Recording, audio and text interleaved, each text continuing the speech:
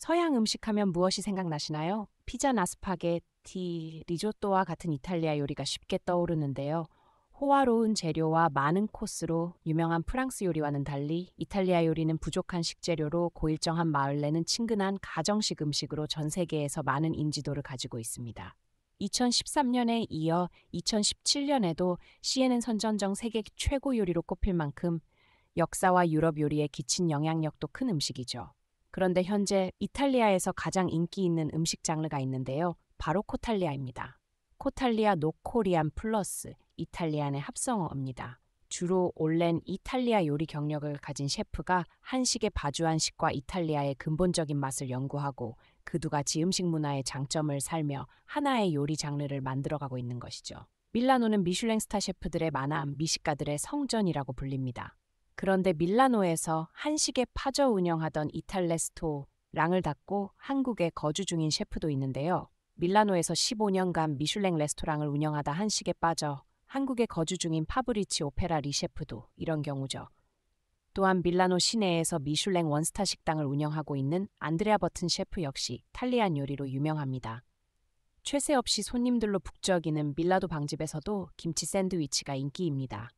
잘 구워진 발육빵에 버터를 발라 김치를 가지런히 얹고 베이컨을 넣은 샌드위치. 이 식당 이종 고디스 셰프는 인기 메뉴인 김치 샌드위치를 위해 직접 김치를 담급니다고.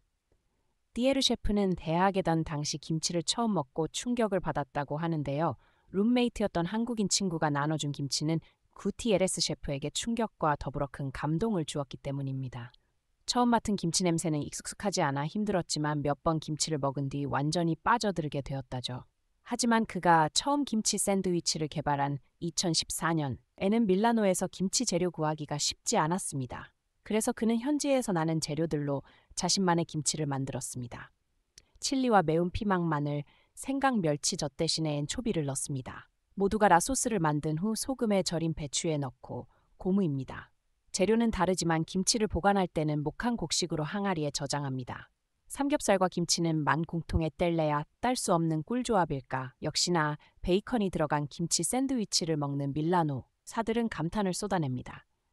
이탈리아, 스페인, 프랑스 등에서 한국 음식을 좋아하는 많은 유럽인들은 모두 한국의 발효식품의 원리와 요리들의 조리 과정을 제대로 알게 되면 절대 거부할 수가 없다고 합니다.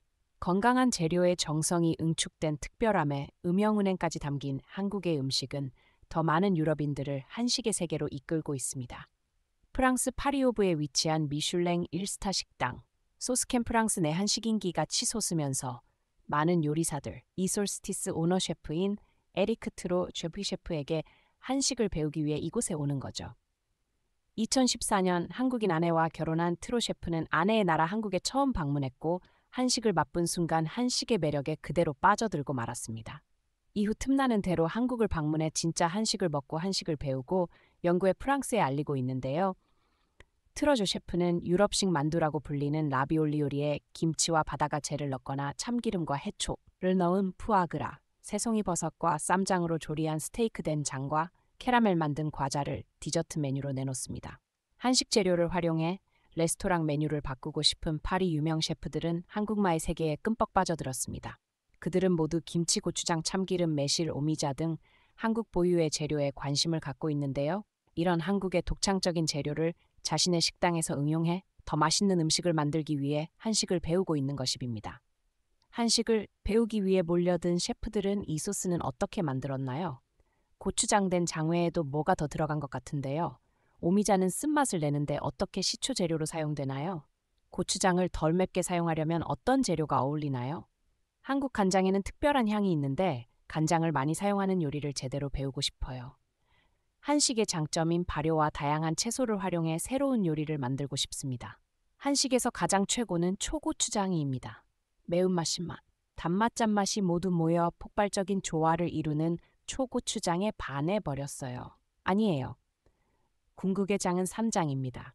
장과 프랑스 소스를 결합해 새로운 음식을 직접 만들어서 사람들을 깜짝 놀라게 할 것입니다. 한식 재료의 장점은 무엇이 들어갔는지 알 수 없도록 매우 비밀스럽다 점이죠. 보는 것과는 완전히 다른 맛이 한식의 가장 큰 장점입니다. 다 아는 재료라도 섞으면 또 다른 맛이 나거든요. 식은 요리하는 입장에서 정말 재미있는 음식입니다. 하며 저마다의 관심사를 말합니다.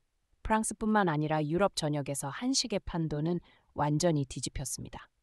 스페인 바르셀로나에는 세계 최초의 유리과학 연구소인 알리시아 연구소가 있는데요. 말리시아 연구소는 유리식 생활식문화 등 음식에 관련된 다양한 연구 프로젝트를 수행하는 세계적인 연구소입니다. 이곳은 사람들의 식습관 개선을 위해 지식을 창출하고 전파한다는 목표를 가지고 의학적 란세 하버드 대학교 등의 외부 기관과 유명 셰프 과학자들과 공동 연구를 활발하게 진행합니다. 그런 만큼 연구 과정에서 과학적이고 체계적인 접근을 최우선 덕목으로 뽑고 있습니다. 알리시아에 근무하는 연구자들은 유능한 유리사영양학자, 농부 경제학자, 사회학자로 구성되어 전 세계 요리 트렌드를 만들어내고 선두에 나간다고 해도 과언이 아닌데요. 말레이시아 연구소에서 현재 가장 주목하고 있는 것은 한국의 장입니다. 말레이시아 연구원들이 전 세계인들에게 제대로 된 발효 음식을 먹게 하기 위해 유럽 밖으로 눈을 돌려 처음 찾아낸 것은 바로 한국의 장이었고, 쌈장을 된장보다 냄새는 약하고 우추장보다 맵지 않아 접근성이 좋았다고 합니다. 연구원들은 피자도에 쌈장을 바르고 토마토 소스를 더해 치즈를 올려 오븐에 굽습니다. 쌈장 피자는 감칠맛을 극도로 끌어올려 그 누구도 거부할 수 없도록 만든다고 하는데요. 알리시아 연구원들 만든 한국의 장지도는 개발한 레만 150여 가지가 넘습니다. 그리고 된장, 간장, 고추장의 응용은 무궁무진하다고 말합니다. 그래서인지 스페인 유명 레스토랑에는 김치가 납품되고 셰프들은 한국의 장을 음식에 응용하고 있습니다. 유럽에서는 이렇게 한국 장의 활용법을 강조할까? 이 반 셰프는 장애의 모든 것을 걸었다고 말합니다. 그가 처음 장에 반한 것은 아이들 때문이었습니다. 유럽 어떤 나라보다 육류 소비가 많은 스페인에서는 아이들에게 채소 먹이기가 쉽지 않다고 합니다. 그런 그가 장을 알게 된 후 놀라운 일을 겪었는데요. 채소를 가늘게 채를 썰어 살짝 볶다가 장을 넣고 참기름을 둘렀더니 아이들이 기적처럼 채소를 먹었다는 것입니다. 마치 잡채와 비슷한 모습인데요. 브로콜리, 나콜리 플라워는 절대 먹기 싫어하던 아이들까지도 맛있게 먹었습니다. 육류일주의 식사를 많이 하는 스페인 어른들도 마찬가지였습니다. 이반 셰프는 스페인 사람들에게 채소를 마실 때 더 많이 먹일 수 있는 유일한 방법은 바로 각종 채소를 삶거나 처장으로 간을 맞춰 섞는 요리법뿐일 것이라고 말합니다. 이 조리법을 듣고 있자니 굉장히 친근하게 느껴지는데요. 바로 한국의 나물을 만드는 방법입니다. 이제 유럽인들은 나물을 만들어 먹고 건강을 찾기 위해 노력 중이라고 하는데요. 전 세계인들이 건강을 위해 한국의 조리법으로 음식을 많이 먹게 되는 놀라운 사회 현상이 이어지고 있습니다. 지금까지 꿀보있습니다. 오늘 영상이 도움되면 구독과 좋아요 부탁드리고요. 앞으로도 꿀튜브 채널에 많은 관심 부탁드립니다. 감사합니다.